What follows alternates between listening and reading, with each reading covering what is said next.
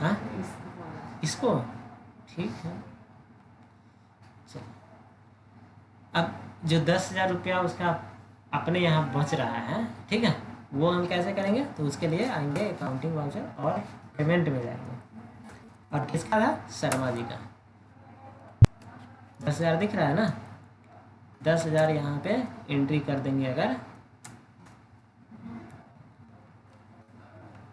और कहाँ से? कैश से।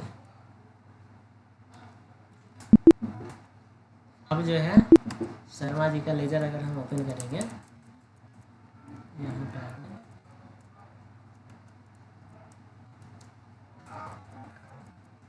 शर्मा कंप्यूटर देखिए, नीचे बैलेंस 0 हो गया और ये 10,000 का पेमेंट हम किए हैं वो यहाँ आ गया इस साइड, ठीक है। तो ये क्लियर हो गया शर्मा जी का हिसाब किताब। अब बचता है किसका? सिन्हा जी का। अब सिन्हा जी के साथ क्या क्या हो सकता है?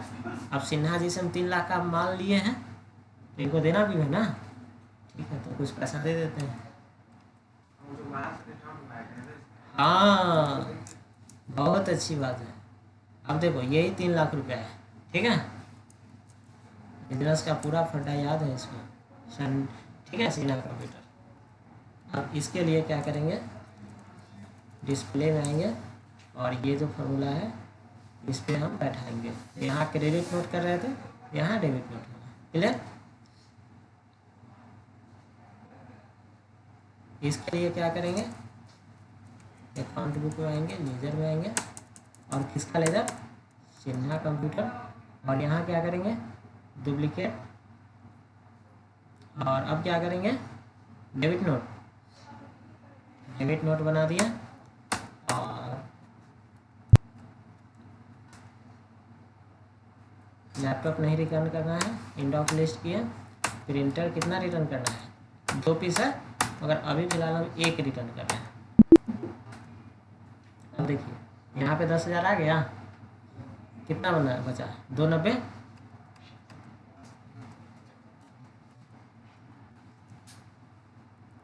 चेंज हो रहा है, 290 बचा, ये चीज़ें हो गया। अब फिर से आते हैं, अब कुछ पैसा पेमेंट कर देते हैं। पैसा पेमेंट करने के लिए हमें आना पड़ेगा पेमेंट में। इसको पेमेंट करना है सिन्हा जी को, और कितना करना है? 290। करते पूरा।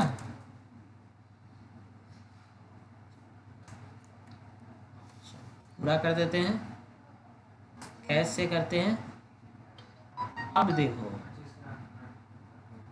क्या फटा है पता है क्या? अब ये रेट इसलिए हो रहा है कि कैश में 25,000 इसमें से कम है, ठीक है, कैश में 290 नहीं है, कितना है? तो फिर 265 ही है। अब ये कैसे मालूम चलेगा?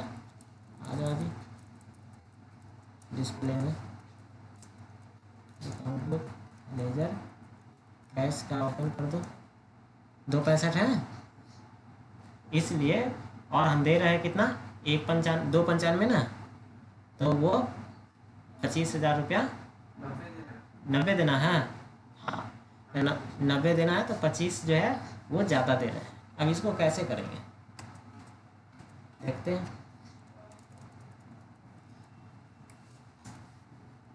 यहाँ है, इसको करना है सिन्हा को, ठीक है भैया सिन्हा।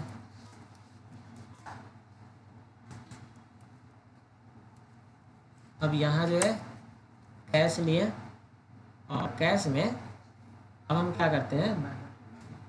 2 लाख देते हैं, ठीक है। अब फिर से जैसे 2 लाख यहाँ किए ना, तो फिर से क्रेडिट आ गया। क्यों? क्योंकि डेबिट में अगर 290 है तो क्रेडिट 7 लाख, यहाँ भी पूरा होना चाहिए 290, ठीक है। तो अब पीएनबी ले लेते हैं, तो पीएनबी से 90 उठाया, ये भी माइनस बता रहा है ना, इसमें भी नहीं है।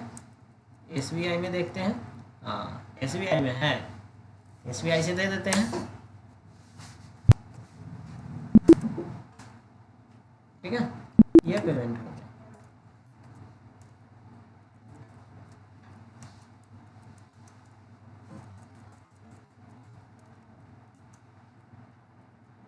अब देखो परचेज 3 लाख का हम किए, 10 का सामान रिटर्न कर दिए, 290 पेमेंट कर दिए। यहाँ तक क्लियर है।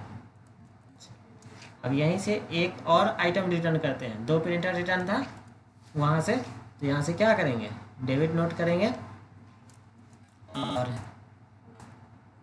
यहाँ पे आ जाएंगे और एंड ऑफ लिस्ट करेंगे।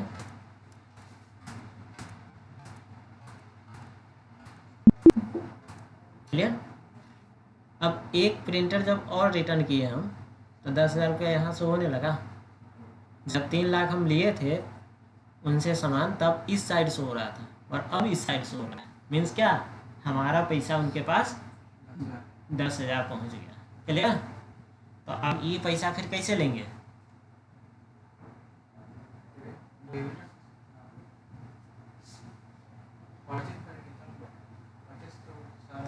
परचेज करके कोई सामान ले सकते हैं। वो बोलेंगे कि 10,000 का एक दूसरा प्रिंटर ले लीजिए, ये भी हम कर सकते हैं। ठीक है, इसमें कोई डाउट नहीं है। दूसरी चीज़ ये है कि अगर उनको बोलेंगे कि 10,000 रुपये हमारा दे दीजिए तो वो दे सकते हैं। तो फिर हम तो हम क्या करेंगे, 2 चीज़ कर सकते हैं। या तो उनसे पेमेंट करवाएंगे और अपना टैली में रिसिप्ट में एंट्री करेंगे 10,000 रुपये कि पैसा 10,000 आ गया। ठीक है, तब ये 0 हो जाएगा, या 10,000 का है वो प्रिंटर खरीदेंगे। क्लियर।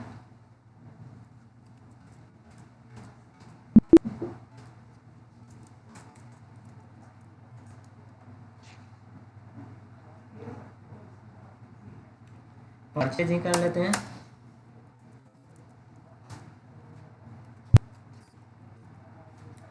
ये वो प्रिंटर,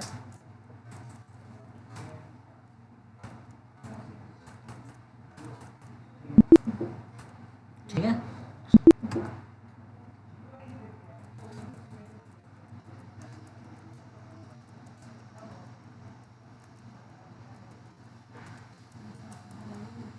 हाँ पूछ रही